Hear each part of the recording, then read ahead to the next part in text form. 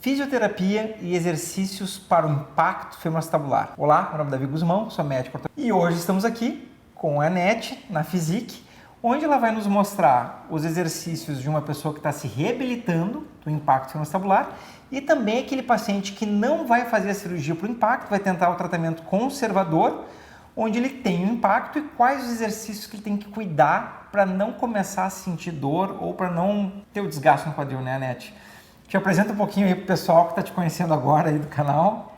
Oi, tudo bem? Eu sou a Anete, fisioterapeuta da Physique, e hoje a ideia é a gente conversar um pouco sobre a importância de introduzir os exercícios em sala de musculação dentro do contexto da reabilitação. Então a gente vai trazer cuidados que a gente tem que ter na hora de realizar esses exercícios, tanto no tratamento conservador, como no tratamento depois no pós-operatório da cirurgia de artroscopia de quadril. Perfeito. E no tratamento conservador também entra aquele paciente que descobriu um impacto femoroacetabular por acaso e está assintomático, ele também pode se enquadrar nesses exercícios para se proteger. E também entra aquele paciente que fez o tratamento do impacto de um lado, ficou assintomático, mas no outro ele não operou porque nunca teve dor. Então ele também vai se enquadrar nesses exercícios para se proteger e não desenvolver nenhum sintomas e, se tudo der certo, nem artrose. Então tá, vamos lá ver os equipamentos, né? Vamos lá então. Então tá, vamos começar. Um dos equipamentos que é uma grande dúvida dos pacientes, que é submetido tanto ao procedimento quanto ao tratamento conservador, é o uso da cadeira abdutora e adutora de quadril, né? Quando a gente tem o uso desses equipamentos, a gente sempre respeita alguns cuidados relacionados ao ângulo de execução do movimento e à posição do indivíduo na cadeira. Por exemplo, aqui, quando a gente trabalha com as cadeiras, a grande questão é controlar a amplitude de movimento na execução do aparelho, por exemplo, a amplitude de abertura. Então a gente sempre respeita uma amplitude menor na hora de execução do movimento e também na questão do posicionamento do corpo na cadeira. Por exemplo, é muito comum no ambiente de academia a gente ver os indivíduos fazendo o exercício com uma flexão exagerada do tronco. Que a ideia aqui é a gente sempre orientar o uso do corpo encostado na cadeira para evitar uma angulação excessiva da articulação do quadril. Na cadeira abdutora o cuidado acaba sendo o mesmo, no qual a gente vai evitar amplitudes extremas durante a execução dos aparelhos. Uma coisa importante que eu sempre falo nos vídeos também, né, Anete? Esse nome impacto femoroacetabular, ele gera algumas confusões, porque às vezes o paciente acha que é o impacto do pé no chão, e na verdade é o choque precoce do fêmur contra o acetábulo, né? E a presença do impacto está ocorrendo ou não depende do formato do fêmur, do formato do acetábulo, e tem um elemento a mais, que é a posição da pelve em relação, que é justamente isso que a Anete estava explicando aqui. Se o paciente faz uma flexão exagerada do tronco, ele vai ter um impacto mais precoce. Então, uma das formas de se proteger é levar o tronco mais para trás e executar um movimento numa amplitude mais curta. Uma amplitude mais curta que tu vai tanto ganhar espaço anterior jogando o tronco um pouquinho mais para trás e a amplitude mais curta tu faz o exercício, fortalece a musculatura e previne de não ter o choque precoce, né? Exatamente. Vamos mostrar na outra cadeirinha ali como é que é. Por exemplo, alguns exercícios de abdução, tem algumas cadeiras que o paciente, ele senta na cadeira já com a perna aberta, né? O que não seria uma boa ideia, né? É melhor fazer como tem a de vocês ali, que tu permite te sentar com a perna aduzida, a perna fechada e tu libera para depois executar o movimento. Isso é uma coisa também interessante, né? E a grande questão com os equipamentos, a importância de introduzi-los na reabilitação é orientar, ensinar o paciente para, independente em qualquer academia que ele estiver ou no ambiente que ele vai realizar os exercícios, que ele aprenda a gerenciar os cuidados relacionados ao seu quadril. E para que ele consiga, a partir disso, entender o quanto aquele exercício pode ser realizado, como aquele exercício pode ser realizado e que ele siga mantendo esse exercício dessa forma. Essa filosofia é uma filosofia assim, extremamente importante, que é a pessoa assumir responsabilidade sobre a sua saúde. Uma vez que ela aprende o que dá para fazer, o que não dá, ela não fica naquela dependência de ter numa academia que alguém que entenda sobre o assunto lá. Porque isso aí vai chegar um momento que tu não vai achar, né? Ou é a academia do prédio, ou uma outra academia numa cidade do interior que não tenha junto um fisioterapeuta. Um educador ou que físico. o educador não conhece, né? Então é muito mais interessante o paciente que sabe que tem um impacto femoroacetabular. Às vezes eu encaminho para vocês aqui treinarem um paciente que ele não vai fazer cirurgia, né? Manda um recadinho lá pro escritório, olha, ele não vai fazer cirurgia, mas ele precisa aprender o que pode e o que ele não pode fazer. Então, assim, dessa forma o paciente assume para si a responsabilidade, para ele saber o que ele vai fazer, o que ele não vai fazer. E outra, se ele esquece, ele volta aqui. E a gente refaz. Isso acontece com frequência, mesmo que o paciente às vezes não esteja em Porto Alegre e não venha com uma frequência regular no ambiente fazer fisioterapia. O fato dele aprender e frequentemente ele voltar para revisar o exercício, para revisar o cuidado, isso acrescenta muito nessas questões relacionadas ao gerenciar do paciente em relação ao problema no quadril. Então aqui, por exemplo, o cuidado é mais ou menos o mesmo. Então a gente sempre tem que estar atento à questão do posicionamento lombopélvico na cadeira, ao corpo bem apoiado na execução e na amplitude que vai ser realizado. Aqui, por exemplo, dá para selecionar a posição onde que vai se colocar o pé e isso vai influenciar o ângulo de flexão do quadril. Pode executar, Cláudia, uma abertura? Então, abertura curta, controlada, controlando as questões do alinhamento lombopélvico. Então, a pelve na posição, a lombar neutra, a pelve na posição bem alinhada no equipamento. Perfeito. Uma das coisas que eu vou aproveitar já que a gente tem a presença aí da Cláudia executando os exercícios, tu explicar para o pessoal o que é um exercício isométrico, que eu falo para eles assim, quando o paciente tem artrose demais e vai fazer uma cirurgia de prótese quadril, ele pode melhorar a condição muscular dele com exercícios isométricos. De repente já explica para o pessoal o que é o exercício isométrico. Então o exercício isométrico ele vai acontecer no qual tu vai sustentar aquela contração muscular numa determinada amplitude. Então tu não vai ter um movimento contínuo, tu chega na amplitude e sustenta aquela contração por um determinado período de tempo.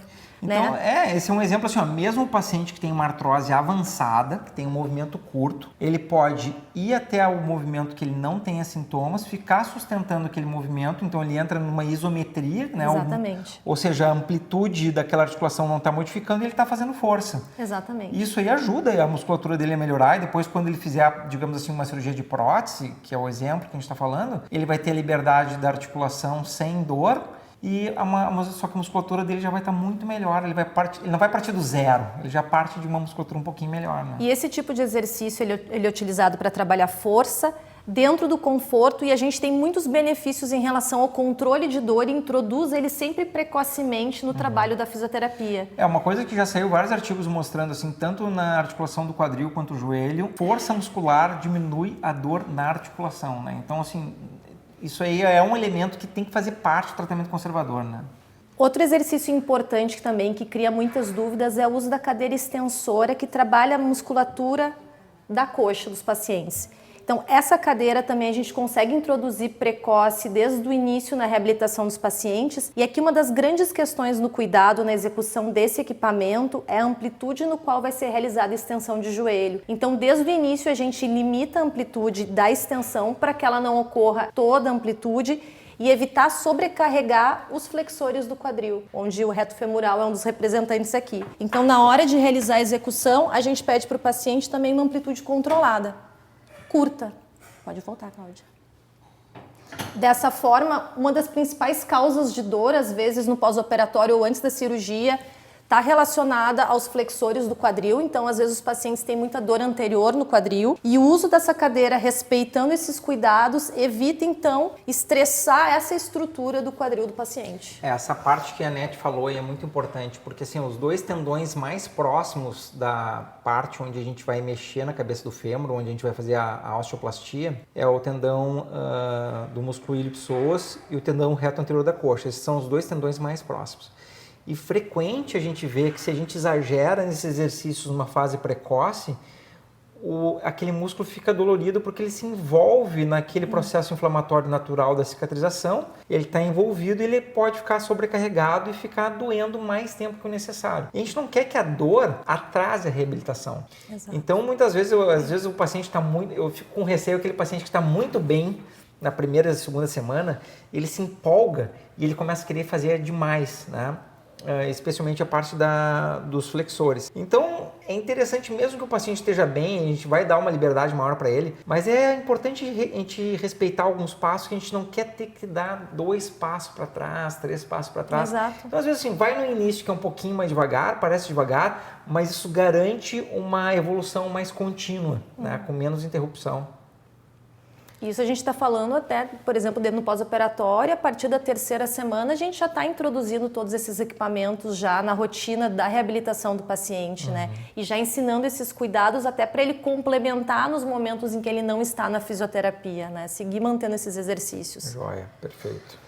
Essa aqui é a cadeira flexora de joelho, que a gente utiliza também desde o início. E como todos os equipamentos, né, ela pode ser usada tanto nessa posição sentada, como tem na maior parte das academias, como também naquela na qual o paciente fica deitado, né, de decúbito ventral no aparelho. Mas a grande questão que eu quero dizer para vocês é da importância sempre controlar na execução do exercício. Pode fazer, Cláudia. O movimento é cuidar, estar atento para essas questões do posicionamento lombopélvico. Então, isso pode ser adaptado em qualquer uma das cadeiras, em qualquer equipamento. A gente pode ter controle sobre a posição e ensinar o paciente qual é a forma adequada de se posicionar, como sentar na cadeira, como a lombar tem que estar posicionada, como a pelve tem que estar na posição neutra para a execução do movimento. Uma das coisas que eu vejo que na academia o pessoal ele é um pouco mais atento, cuidam muito assim se um paciente tem algum problema articular, eles na cabeça já têm assim, vamos limitar então a 90 graus o joelho. Aí quando eu peço para limitar o quadril, eu fico com um pé atrás, se eles vão olhar para o joelho ou para o quadril, né? Porque quando o paciente está mais avançado e está voltando para a academia, a gente quer tentar limitar o quadril para não passar muito de 90 graus, né? Então se vocês olharem em todos os movimentos ali, a NET teve o cuidado de manter o tronco um pouquinho mais estendido para não deixar um ângulo muito fechado na parte do quadril, né? Justamente para aquilo de a gente deixar um espaço maior, livre na parte anterior do quadril e fazer o movimento sem colocar estresse na área mais sensível, pelo menos nessa parte mais inicial, né? Depois o paciente vai ter uma liberdade maior. Perfeito. Esses cuidados que a NET falou servem para os pacientes que estão num pós-operatório e já estão mais avançados com os equipamentos e também para aqueles pacientes que não fizeram a cirurgia, mas que possuem a morfologia do impacto, sintomático ou não, né?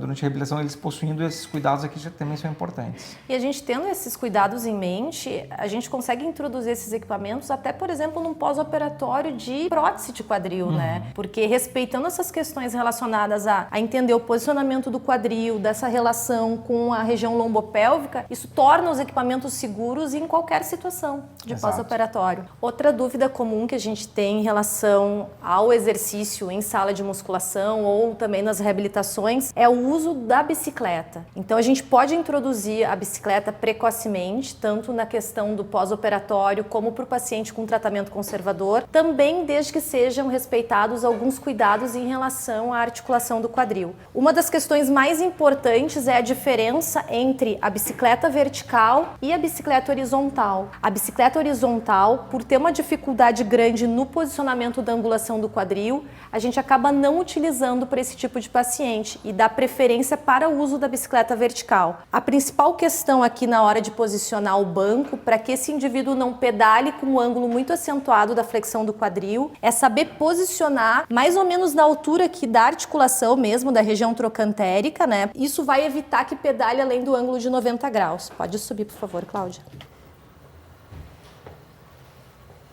Então, a regulagem do banco da bicicleta e a posição do tronco, evitar que o indivíduo pedale com o tronco para frente, debruçado, como, por exemplo, se faz nas aulas de spinning, que é também uma questão importante para esses pacientes. Quero voltar a fazer minhas aulas de academia, né? Mas esses cuidados todos em relação a posicionamento são importantes e permitem que a gente possa usar a bicicleta já ali desde 15 dias de cirurgia, fez a retirada dos pontos, já está começando o exercício aeróbico sem carga na bicicleta vertical, que é a bicicleta mais indicada para essas situações. Então, na prática, ele vai começar aí entre 15 dias, uma semana. Uma semana já começa a pedalar. E outra coisa também que às vezes é interessante, quando o paciente começa a usar uma bicicleta na rua, às vezes eu falo para eles pedalar com o joelho um pouquinho mais afastado, porque daí também dá uma certa abduzida, um conforto um pouquinho maior, né? Então, uma coisa importante, né, que a NET falou, né? Às vezes eu comento com o paciente, olha, evita horizontal, e aí o paciente às vezes fica confuso. Tem gente que não conhece a terminologia, né? O que é horizontal. Então, essa aqui que parece a bicicleta que a gente anda na rua, é a vertical, como a NET falou. E a horizontal é aquela que parece... Da cadeirinha. Uma cadeira, exatamente uma cadeira, e os pés ficam lá para frente, eles não ficam para baixo, eles ficam projetados anteriormente. Então, a gente acaba tendo essa limitação limitação na regulagem, no qual tu não vai ter uma angulação adequada às vezes do quadril, da mesma forma que tu consegue controlar com esse tipo de bicicleta. Desde o início a gente tenta introduzir também exercícios funcionais, né, para que ensine o paciente a melhor forma de execução. O agachamento sempre é um exercício que está dentro, né, dos protocolos de reabilitação para qualquer uma das circunstâncias de quadril. E aqui a gente tem, por exemplo, o uso da fita de suspensão, que auxilia também no início, na hora da execução do agachamento, por ajudar na distribuição do peso. Então, uma das primeiras formas de execução com a fita de suspensão ajuda a distribuir os pesos entre os braços e a região dos membros inferiores. Então, isso facilita a introdução desse exercício no momento mais precoce. Então, executa lá o movimento. Então, aqui também ensinando questões a respeito do posicionamento, dos pés estarem bem orientados no afastamento dos quadris, evitar os joelhos virarem para dentro na hora de fazer a execução do exercício, na manutenção da posição lombopélvica e neutra e nas questões também na profundidade desse agachamento. Então, com esses cuidados a gente consegue trabalhar, ainda mais com a ajuda da fita de suspensão, esses exercícios funcionais e reintroduzi-los na rotina do paciente. E a grande questão para o paciente, né, que tanto no tratamento conservador quanto no paciente que foi submetido, é o entendimento dessas questões das novas adaptações que vão acontecer em relação ao sistema musculoesquelético, né? A modificação em relação aos ângulos que vai trabalhar, em relação aos posicionamentos que vai adotar, para evitar justamente um maior estresse sobre a articulação do quadril. Então, tudo isso tem que ser ensinado e orientado, e às vezes o paciente já tinha vícios anteriores de posicionamento ou de execução de exercícios, que a ideia agora é trabalhar essas questões para modificar esse controle neuromuscular do indivíduo. Eu acho que vale a pena a gente dar uma olhadinha no elíptico, porque tem gente que de repente tem até em casa, tem na academia do prédio. O elíptico é um aparelho bem comum, né? É bem comum. Vamos dar uma olhadinha no elíptico, como é que faz então. Então, outro aparelho que a gente utiliza bastante são os aparelhos elípticos.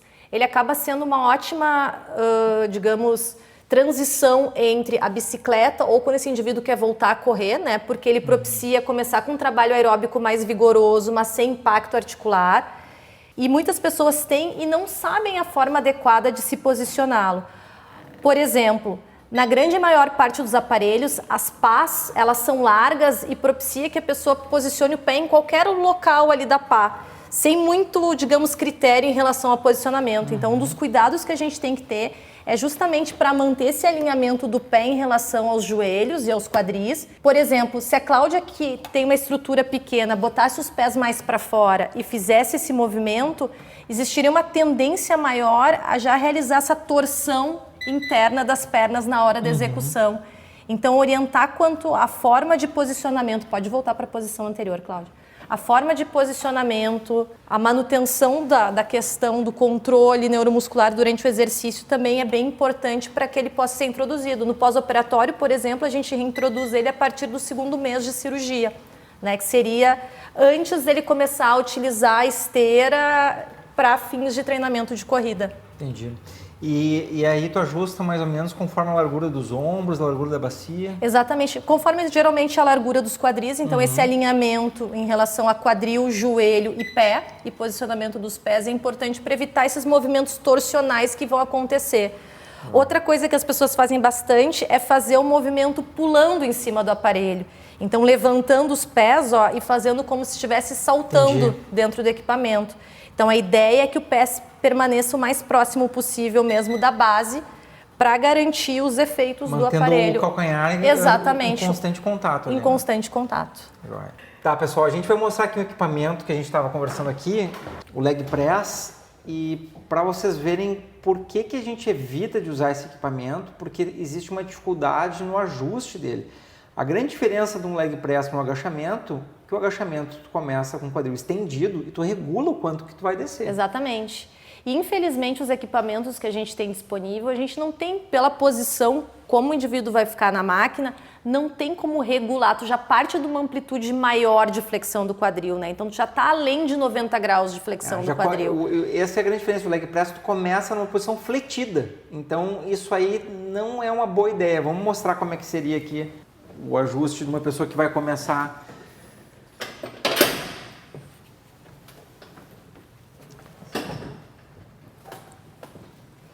Então, por mais que eu tente regular aqui a máquina para ela ficar de forma adequada, o que acontece? A pessoa já vai partir de um ângulo bem mais acentuado de flexão dos quadris, né? Pode até executar o movimento.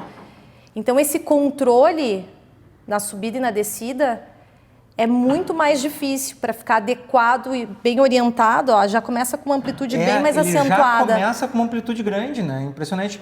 Porque, na verdade, tu vê que...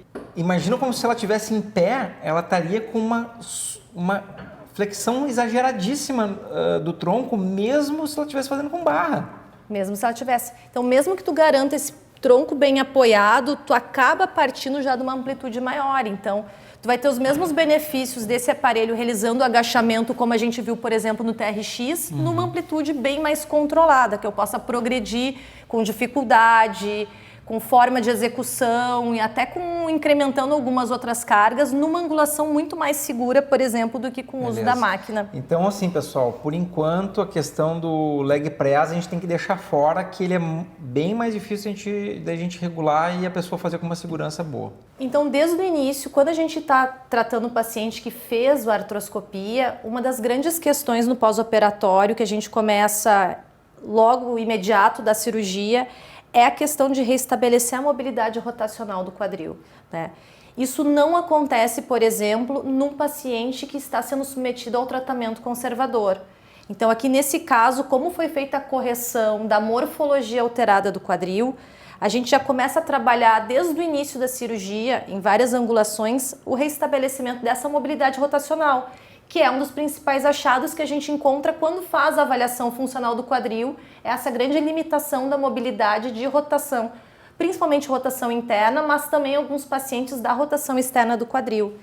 Então, desde o início, desde os primeiros dias de cirurgia, a gente já vai estar trabalhando em diversas posições o ganho da mobilidade rotacional dentro do conforto, dentro da tolerância do indivíduo, né? Tanto com a perna em extensão, tá aqui trabalhando um pouco já a rotação interna, trabalhando também a rotação externa. Uma das coisas importantes que a Nete comentou é que o paciente que fez a correção do impacto por vídeo, ele vai ter uma liberdade, ele vai ter um ganho das rotações do quadril, especialmente a rotação interna, mas em alguns pacientes a rotação externa também.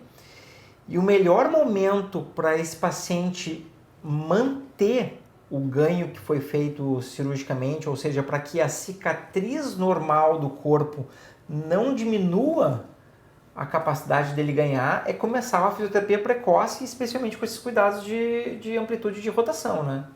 E esse tipo de trabalho, ele é seguro porque a gente acaba respeitando uma angulação que não tem risco de provocar, mesmo a partir depois da correção, um contato anormal entre as estruturas.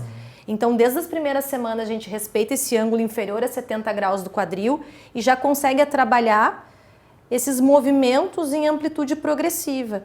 E geralmente é muito confortável para o paciente já desde o início da cirurgia, eles toleram bem o início da mobilização. E uma coisa importante que eu acho que desde o início a gente se comportou dessa forma aqui, eu não tenho certeza se foi desde o início, mas a gente não muda o protocolo se ele tem sutura labral ou se não tem sutura labral. Exatamente. E a gente não muda o protocolo se ele fez microfratura ou não fez microfratura. Na membrana de colágeno é uma coisa que a gente ainda não combinou qual é o protocolo que a gente vai fazer diferente, né? Porque essas membranas de colágeno, elas podem exigir uma certa proteção um tempinho maior para que ela não desloque. Então o que a gente está falando aqui vale se tem sutura de labrum, se não tem sutura de labrum. Exato. Se tem pincer, se tem câmera, se é só pincer, não importa. O protocolo a gente vai usar o mesmo, né? Legal. E na medida que for evoluindo esse programa de reabilitação, a gente já começa a introduzir exercícios que são importantes, que já trabalham questões funcionais, né? A ponte, por exemplo, é um dos exercícios que a gente já começa precocemente na reabilitação. Vou tirar o travesseiro aqui para a gente poder executar, não forçar a cervical. Que trabalha bastante essas musculaturas da região glútea, já também paravertebral e musculatura lombopélvica. E que... Pode subir, Cláudia. E que a gente também tem esses cuidados de manter um bom alinhamento, um bom controle. Pode voltar. Isso aí. E uma amplitude dentro do conforto e da tolerância do indivíduo. Isso aí. Isso aqui o paciente já vai estar fazendo Já na primeira semana Já de vocês, a partir né? da segunda semana já está executando esse tipo de exercício. Esse aqui é da segunda semana. Já na segunda semana já começa a introduzir esses exercícios. Os de rotação já é desde o início, desde o momento né? que chegou na fisioterapia já começa a trabalhar esses exercícios de mobilidade rotacional. Foi interessante que a gente fez um alinhamento do protocolo aqui da FISIC com o protocolo do paciente lá no hospital também. Exato. Então, o que o paciente sai do hospital fazendo, isso vai ter uma continuidade transparente quando ele chega aqui. Não é uma coisa diferente lá e ele chega aqui é uma coisa diferente. A gente combinou isso tudo há muitos anos atrás. Exatamente. Então, a coisa foi num contínuo, assim. Ele sai do hospital fazendo fisioterapia, que ele começa a fisioterapia lá 2 horas após a cirurgia, com aquela com aparelho maquininha de mobilização passiva. A gente vai mostrar o CPM? Podemos mostrar os boa, CPM. Boa. É que eu falo CPM, às vezes o pessoal não entende, vamos mostrar o CPM. Então, a fisioterapia começa 2 horas após a cirurgia, depois, no período da tarde, o paciente vai fazer de novo, dorme no hospital, no outro dia de manhã o paciente faz a fisioterapia e depois ele sai do hospital e já continua aqui com as meninas esses exercícios aqui, conforme a gente está mostrando. Legal. Então, esse aqui é o famoso CPM, o aparelho que começa precocemente a mobilização passiva do quadril do paciente, desde lá da sala de recuperação lá no hospital, quando ele faz o procedimento. Então, às vezes a pessoa está meio anestesiada ainda, não está sentindo direito ainda a perna, mas já está fazendo a movimentação com o aparelho. E que depois a gente segue nesse período, nessas primeiras semanas aqui na clínica, associado à fisioterapia, aos exercícios, aos ganhos de mobilidade, como a gente tem conversado. O CPM é uma sigla em inglês para movimento contínuo passivo, né? Onde, como a Anete falou, o paciente normalmente ainda está com a hack sobre efeito completo ali no início. E aí essa maquininha vai fazendo o movimento da articulação lentamente, dentro de uma amplitude que o pessoal definiu aqui no aparelho, que é uma amplitude que seja segura, e a maquininha vai fazendo esse movimento para o paciente de uma forma que ele não tenha nenhum desconforto, que ele não tenha dor. Isso ajuda depois bastante. Você começa com o CPM e depois ele vai para lá? Exatamente. Então a gente começa com o CPM, a transição natural seria o movimento passivo contínuo na máquina para depois substituir pela bicicleta. Joia. Então, a partir do momento que encerra o uso do CPM, ele vai transferir o movimento para fazer um movimento contínuo na bicicleta. Perfeito. Né? Então, a ideia é fazer essa transição depois. E a grande questão do CPM é que esse indivíduo ele começa a perder o medo do movimento. Então, a gente introduz ele já desde o início para a pessoa ficar mais confiante em relação ao retorno da mobilidade no pós-operatório. Como ele é bem devagarinho, né? A pessoa acha que ganha uma segurança boa, né? Muita segurança. A gente usa, por exemplo, também pacientes que fazem prótese de quadril. Sim, na prótese. Então, dentro do controle da amplitude que a gente precisa, também ajuda ao ganho de mobilidade do quadril, sem o paciente ter medo, sem ter dor, enfim, facilita esse momento inicial. Qual que é o paciente que chega mais assustado para vocês aqui, pós-prótese ou pós-vídeo? Pós-prótese. Qual que demora mais a reabilitação completa? Pós-prótese ou pós-vídeo? Pós-prótese. Demora mais também? Demora mais também.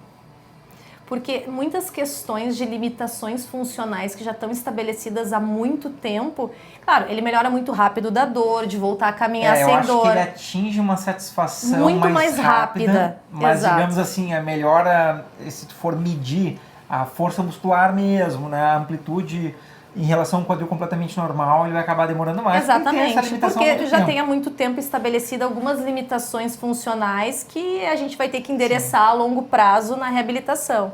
Mas em relação à satisfação, não há dúvida, assim, é um ganho muito rápido, assim, fica muito satisfeito num período curto de tempo, porque simplesmente a dor passa.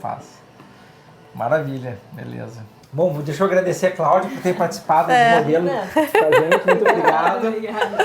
E muito obrigado, Anete, por ter mostrado aí como é que é a reabilitação, né? Claro. Esses passos a passos, assim, porque isso aí vai ajudar bastante, bem como a gente falou, os pacientes que fizeram a cirurgia, e exceto aquela partezinha lá, a ponte inclui, né? Mas todo o resto aqui inclui para o paciente que vai fazer o tratamento conservador sem a cirurgia, ou também orientações que servem para aquele paciente que não tem sintoma e descobriu por acaso que tem uma morfologia do impacto. Exatamente. E às vezes as pessoas têm muito assim restrição em relação à palavra fisioterapia, se assustam porque têm ideia de uma fisioterapia muito passiva, que não tem relação com essa parte ativa dos exercícios, né? Então assim, ó, pessoal, fisioterapia não é só ficar deitado fazendo choquinho e fazendo ultrassom, tá? Vocês não viram nenhum choquinho, nenhum ultrassom aqui, né? Pois é. O pessoal não tem moleza, às vezes é movimento, tem que fazer exercícios controlados, então assim, vocês não... A parte do choquinho que vocês falam muitos comentários, ultrassom, são métodos auxiliares que podem ser utilizados no controle da dor e da inflamação, mas não é o principal nunca, né? O principal tem que ter movimento. Exatamente, tem que reabilitar com o movimento, ensinar sobre o movimento, e esse vai ser sempre o foco da reabilitação nesses tipos de indivíduo. Maravilha, muito obrigada, Nete. De nada.